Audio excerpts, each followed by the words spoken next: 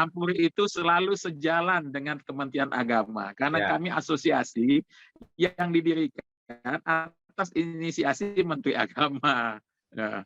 Tapi kan Ya. memang ada momen di mana ketika ada keraguan kita buat yakin juga perlu, Bang. Tapi insya Allah manfaatnya buat umat.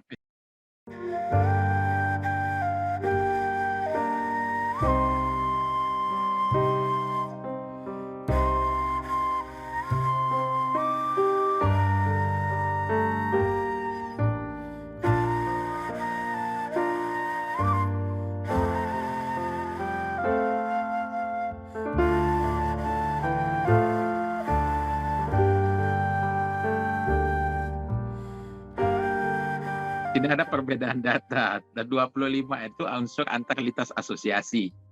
Dan Ampuri mendukung kebijakan itu dan berperan aktif ikut dalam kegiatan itu. Bahkan kalau kita mau tanya dia sepakat, harusnya tiap asosiasi memberangkatkan. Ada asosiasi yang tidak ikut dalam rombongan itu. Tapi Ampuri berperan aktif dan cukup banyak, mayoritas 20% dari unsur peserta itu adalah dari Ampuri. Karena bagi kami adalah perlu sekali memuji ke prosedur kegiatan tata kelola pelaksanaan SOP pelaksanaan umroh di masa pandemi. Kemudian kami melihat bahwa perlu kiranya juga Ampuri untuk mengirim tim selanjutnya untuk memastikan perbedaan-perbedaan dari setiap kedatangan grup.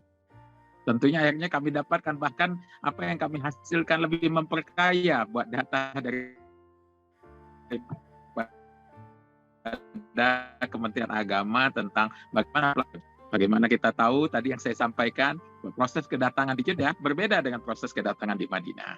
Tapi kesannya cuma satu, Bang. Kesan yang paling pertama adalah Saudi mengharapkan bahkan menunggu-nunggu kedatangan jamaah dari Indonesia.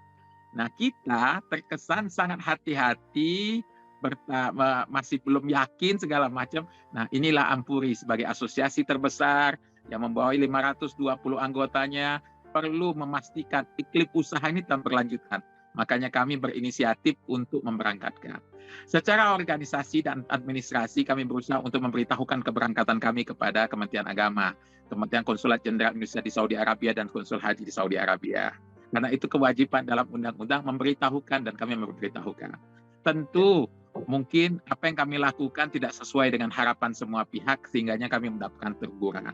Dan alhamdulillah sebagai organisasi kami berbesar hati menyatakan bahwa surat teguran itu kami terima dengan lapang hati, dada dan ikhlas. Berharap ke depan komunikasi kami dengan semua pihak lebih mulus lagi, apa yang kami lakukan bisa dipahami dengan semua pihak dengan baik. Bahwasanya yang kami perjuangkan adalah pertama adalah kepastian pelayanan dan kemungkinan pelaksanaan ibadah umroh. Yang kedua adalah perlu kiranya kita mempertimbangkan ada puluhan ribu jamaah yang sudah membayar dan tertunda tanpa ada kepastian keberangkatan. Makanya kami sebagai bagian daripada tugas dan kewajiban asosiasi untuk memastikan bahwa PPU penyelenggara ibadah umroh dan haji di bawah Ampuri punya kemampuan yang maksimal untuk bisa melayani tersebut, makanya kami lakukan kegiatan. Dan alhamdulillah proses teguran sudah kami terima dan kami sudah bersilaturahim dengan Dirjen PAU karena kami berbagi tugas dengan baik, Bang. Saya berada memimpin rombongan uji coba di Tanah Suci, sedangkan Sekjen mencoba untuk membangun komunikasi yang baik di tanah air. Pertemuan unsur pimpinan Ampuri, Sekjen, Waketum, beberapa pengurus lainnya sudah bertemu dengan Dirjen. Insya Allah proses rekonsiliasi dari proses lanjutan dari surat teguran sudah kami lakukan dengan baik. Dan bahkan malam ini seluruh anggota Ampuri mendapatkan jadwal pelatihan psikopatu khusus malam ini. Berbeda dengan yang lain yang dijadwal bersama-sama lintas asosiasi, Ampuri mendapatkan keistimewaan untuk pelaksanaan pelatihan khusus. Karena kami jumlahnya cukup besar, Bang. 520 ini kan hampir 35%, hampir 40% dari total penyelenggara di seluruh Indonesia. Ampuri itu selalu sejalan dengan Kementerian Agama. Karena kami asosiasi yang didirikan atas inisiasi Menteri Agama. Ya. Tapi kan memang ada momen di mana ketika ada keraguan kita buat yakin juga perlu, Bang. Tapi insya Allah manfaatnya buat umat.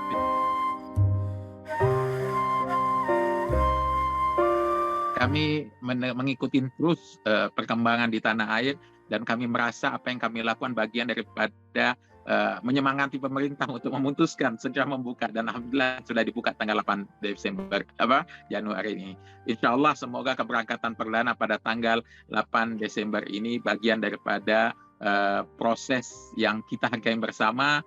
Bahkan kami juga sepakat untuk mengikuti prosedur yang sepakati, karena tanggal bagian daripada keberangkatan uji coba ini tetap berlanjut di bulan Desember Januari ini dengan 4 penerbangan kalau nggak salah sepakatin. Yang pertama adalah 8 Januari ini, dan kita berharap apa yang dilakukan dalam proses keberangkatan ini dapat betul-betul sesuai dengan target kita adalah jamaah dapat melaksanakan ibadah dengan baik dan nyaman, namun tidak ada eksiden secara umum terpapar COVID.